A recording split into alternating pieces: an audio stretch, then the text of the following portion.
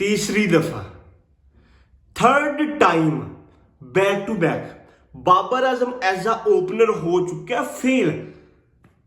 ना खिलाओ, ना खिलाओ भाई, और ना खिलाओ किसी रेगुलर ओपनर को पाकिस्तान की टीम में। कैन यू इमेजिन कि पाकिस्तान चैंपियन ट्रॉफी खेलने जा रही है, जो वर्ल्ड कप के बाद दूसरा बड़ा टूर्नामेंट है भाई आईसीसी का। पाकिस्तान वो खेलने जा रही है और हमारे पास दूसरा कोई रेगुलर ओपनर है ही नहीं। ठीक है भाई, अब्दुल्ला शफीक की फॉर्म नहीं लगी हुई, भाई आप इमामुल हक को डाल लो, 48 की एवरेज है उस बंदे की, उसको भी नहीं डालना भाई। आप डोमेस्टिक से कोई लोंडा ले आओ, कोई तो प्लेयर लेके आओ ना जो रेगुलर ओपनर हो, अपना फेवरेट ही ले आओ कोई।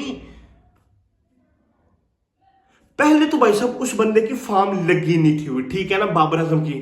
अगर उस बंदे की प्राइम फॉर्म लगी है, एक्स्ट्राऑर्डिनरी फॉर्म लगी हो, फिर तो समझ आती है भाई ठीक है, तू नंबर 3 पे आके बैटिंग कर रहा है, तू नंबर 2 पे बैटिंग कर ले, कोई मसला नहीं। उससे नंबर 3 पे रन नहीं बन रहे, जो चुनने मुन्ने से उस बंदे से नंबर 3 पे रन बन रहे हैं ना, उसकी जो थोड़ी बहुत इज्जत बची हुई है ओडीआई में नंबर 3 पे बैटिंग करके, उसकी फॉर्म का भी भाई बोसड़ा आप कर रहे हो।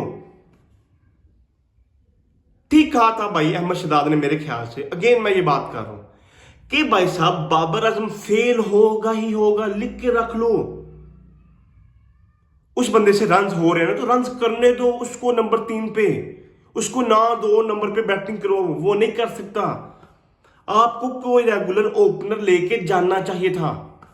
रात को मोहम्मद हफीज ने भी ट्वीट कर दिया है कि भाई इज्जत का जनाजा ना निकलवाओ, कोई रेगुलर ओपनर ले जाओ, इमामुल हक या अब्दुल्ला शफीक में से एक।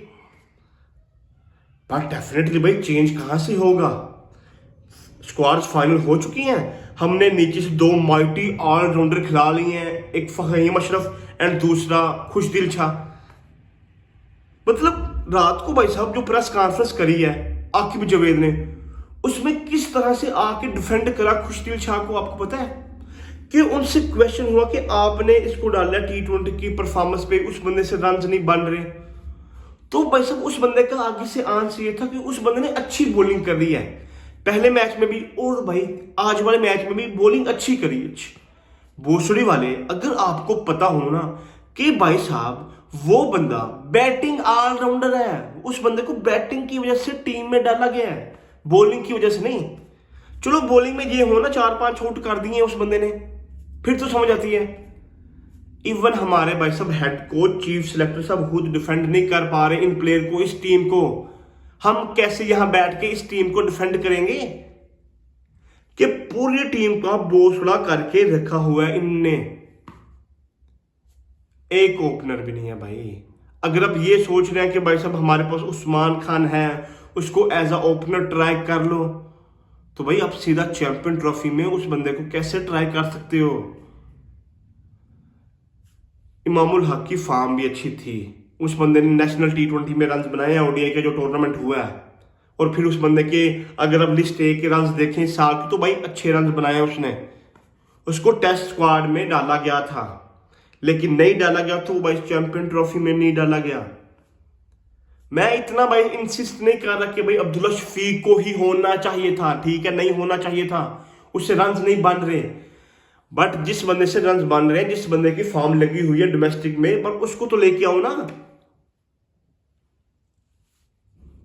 कौन लेगा रिस्पॉन्सिबिलिटी? बाबर आजम फेल हो रहा है, पाकिस्तान का बोसड़ा हो रहा है, कौन लेगा रिस्पॉन्सिबिलिटी कि आप इस बैटिंग फॉर्म के साथ, इस या बॉलिंग फील्डिंग के साथ जी आप माइटी इंडिया एंड न्यूजीलैंड जिनकी फॉर्म लगी हुई है प्राइम फॉर्म में, वो खेल रहे हैं, वो अभी अभी भाई साहब हरा गए हैं इंडिया को भी, उनके होम में जाके फर्स्ट टाइम एवर हिस्ट्री में हुआ है, क्लीन स्वीप हुआ है। आई नो कि भाई साहब वो टेस्ट था, 80% टीम भाई साहब सेम है ओडीआई की और टेस्ट की, अगर आपको पता हो तो। मतलब किस तरह भाई साहब ये टीम न्यूजीलैंड और इंडिया को हरा के सेमीफाइनल में क्वालिफाई करेगी? कर सकती है? ऑनेस्टली बताओ मुझे। भाई नहीं कर सकती। मतलब बाबर आजम फेल हो रहे हैं, मगर भाई तू भोसड़ी के खुद बोल ले भाई मैं नंबर 3 पे बैटिंग कर लेता हूं आगे, पर नहीं भाई साहब, लेकिन बैक टू बैक ओपनर, पहले मैच में ओपनर आया फेल, दूसरे मैच में भी फेल, तीसरे मैच में भी फेल। समझ से बात बाहर है भाई कि थोड़े भाई रन बना रहा है वो बंदा नंबर 3 पे। 60 की एवरेज है उस बंदे की, 1.5 साल हो गया उस बंदे की कोई सेंचुरी नहीं। जो लास्ट टाइम उस बंदे ने सेंचुरी करी थी वो करी थी नेपाल के अगेंस्ट। नेपाल तो है ही नहीं चैंपियन ट्रॉफी में, तो किसके अगेंस्ट वो बंदा शो करेगा। पूरी तरह से भाई साहब स्क्वाड की फटी पड़ी है। कुछ पता नहीं कि हमारी बैटिंग ने क्या करना है, हमारी बॉलिंग ने क्या करना है, हमारी फील्डिंग ने क्या करना है। अगर आप पाकिस्तान की बैटिंग की तरफ देखते हैं, जस्ट 2-3 प्लेयर हैं जो रन बना रहे हैं। अगर आप बॉलिंग की तरफ देखते हैं तो भाई बॉलिंग में क्या है हमारे पास, जो हमारा मेन प्राइम बॉलर है द शीनू द ईगल, उस बंदे से आउट नहीं हो रहे, ना उस बंदे से उस तरह से पेस निकल रही है, ना उस तरह से वो बंदा इंपैक्टफुल रहा है। वो बंदा न्यू बॉल के साथ बॉलिंग करता है, थोड़ा बहुत इफेक्टफुल है, ठीक है। मिडिल ओवर में उस बंदे से बॉलिंग नहीं होती, डेथ बॉलिंग का तो सवाल ही पैदा नहीं होता। वो बंदा डेथ बॉलिंग आके अच्छी कर जाए। डेथ बॉलिंग में वो बंदा 3-3 ओवरों में 53 रन दे रहा है, लीग कर रन वो बंदा। एक ही बॉलर भाई साहब हम जस्ट रिलाय कर सकते हैं, वो है हारिस रऊफ। बॉलिंग तो हमारी फिर भी पिट पिटा के अच्छी कर लेते हैं, वो बंदे डिफेंड कर लेते हैं, अपने आप को सेव कर लेते हैं, किसी भी तरह से डिफेंड नहीं होता भाई। हमारी बैटिंग से नहीं होता पूरी तरह से भाई। बैटिंग हमारी बस सऊद शकील, कामरान गुलाम, बाबर आजम, नीचे से माइटी ऑलराउंडर हमारे दोनों। मुझे प्लेयर का नाम बताओ कि हम ये यहां बैठ के ये कहेंगे भाई नहीं ये है, ये कर लेगा। कोई नहीं कर लेगा भाई। ये लगे पड़े हैं पाकिस्तान की टीम के, हम किसी पे भी यहां बैठ के रिलाई नहीं कर सकते भाई ये प्लेयर रन बना देगा। कोई प्लेयर नहीं है। बाबर आजम था, उसको आपने ओपनर करवा दिया भाई।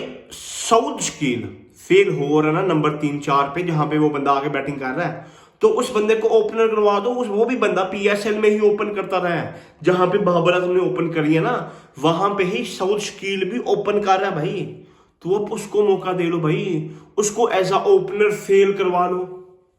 बट नहीं, वही बात ना कि आपने अपने मेन प्लेयर को चौंका हुए आके भाई तू जाके खेल, तू जाके मरवा अपनी। सऊद शकील नंबर 4 पे ही फेल होता रहेगा आके। अगेन भाई बात वही है, द मेन मैन है बाबर आजम, जो हमारा कंसर्न है। वो बंदा फॉर्म में नहीं है। 34 की एवरेज नहीं है भाई साहब, 28 की एवरेज है एज अ ओपनर। तो 32 बना लो भाई साहब, 28 रन की जो एवरेज है बाबर आजम की। भाई नहीं जीतने वाले हम चैंपियन ट्रॉफी, लिख लो। मतलब ये टीम हराएगी, नहीं भाई कुछ नहीं होने वाला।